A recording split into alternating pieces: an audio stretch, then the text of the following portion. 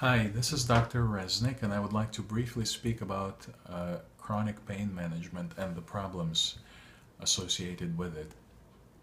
Specifically, chronic pain management with opioid pain relievers has become uh, too much, and it's been now recognized as a number of overdoses and deaths related to that has increased all throughout the country. But I would like to speak about it in four different subcategories: physiological effects, psychological effects, effects on the family and on the society.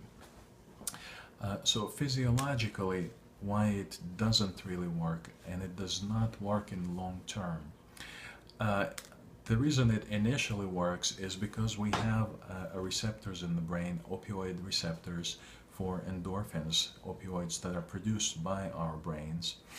And the opioid medication we take acts on those receptors and we feel good. Now, the brain perceives that as having too much opioid and it downregulates its own receptors and its own complex response mechanisms. And so, to oversimplify it, I would say that the brain stops producing its own endorphins. The more we put in, the more our own brain stops doing its own work. So, what happens then when the person takes an opioid, they feel a pain relief, they feel better, and it is not just pain relief because opioids work on multiple systems in the brain and make us feel better emotionally, which is a problem as well, probably bigger than the pain. So then, while the opioid medication is in the blood at a certain level, the person feels better. As the level goes down, the perception of pain is actually exaggerated, and the pain is perceived at a higher than normal level. So this is called hyperalgesia, and another phenomenon that happens is hyperesthesia, which is feeling normal things start feeling uncomfortable and unpleasant much more.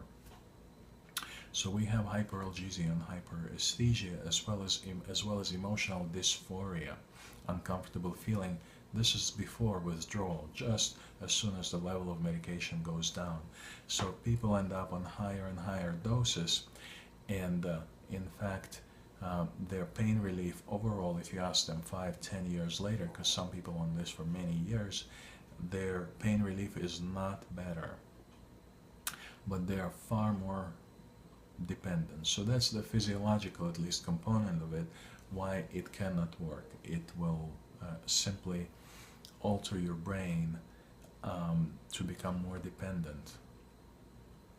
In World War II, morphine was used as an anti-anxiety medication because it does relieve anxiety. So next I would like to speak about the psychological component. Um, at higher doses there is euphoria, which makes it addictive. It seems like the ultimate experience to have, freedom from all problems in the world. And even at the lower levels, it does provide a relief of emotional or mental uneasiness. And so it becomes, the more the person is taking it, the more this becomes their mode of dealing with hardships in life. So other things, relationships with people, their mental and emotional skills, spiritual uh, aspirations, all goes to the side, and the opioid takes more of a central line. The thinking becomes centered around the medication, the counting pills, and all other things become less important.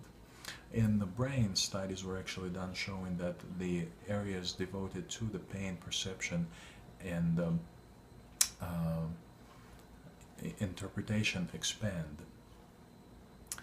Um, so then there is the psychological dependence, which is very difficult in the long term. Then people who've had that for a long time have struggled quite a bit dealing with basic day-to-day anxieties and difficulties. After that, family life, the effect on the family, it disrupts the family because the people are less and less emotionally available to their family members. Um, and so it tends to destroy marriages, relationships, make them, because you're living with a person who is less and less able to be, um, relate to you as a human being. They are cycled into the pain and opioid. Um, Also, I have observed much more commonly in the families of people who have legal, legitimate, so to speak, prescribed opioids, much more commonly there'll be kids or grandkids who are doing illegal drugs. Um, and I would say that they know on some level that this is how their family members are dealing with hardships in life, and that's my hypothesis only. But the fact is, there's more drug addictions of various kinds in the families of legitimate opioid users, prescribed opioid users. Uh, and then finally, the effect on society is detrimental in that there are more accidental overdoses, whether fatal or non-fatal. There is more crime.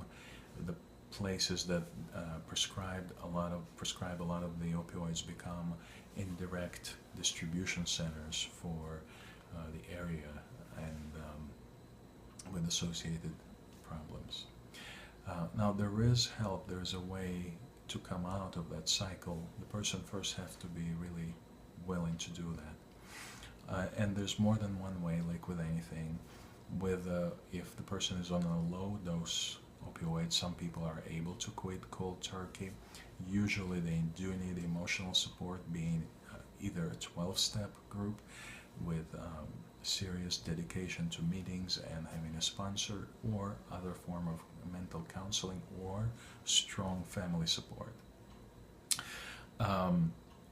If not, they can taper down. Some people are able to taper down from their opioid.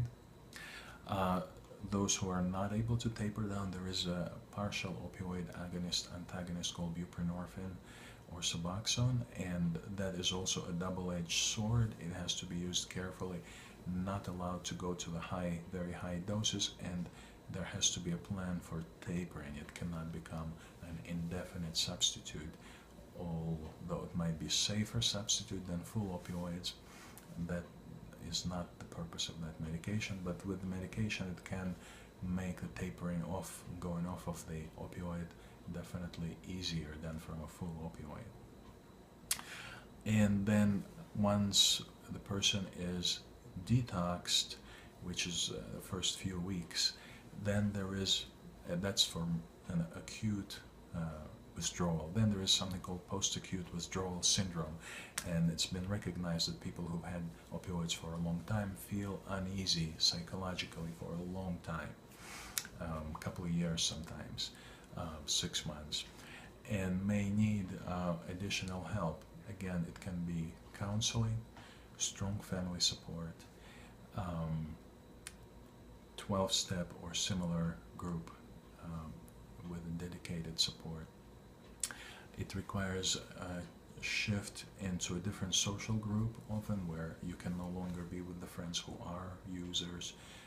If that was a mixed, both pharmacologically prescribed legitimately medication and other, and even people who are legitimately prescribed medications, it would be best not to be around them, because for someone who used to be on an opioid, it becomes a powerful trigger to go back and ask their doctor for opioids again.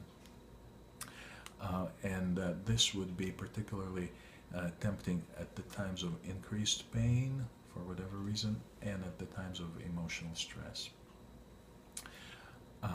And sometimes there are some pharmacological treatments with non-habit-forming medications that can help for the time being, for a limited period of time, to feel better, more stable, and to resensitize the brain. That is about all I wanted to say. Thank you.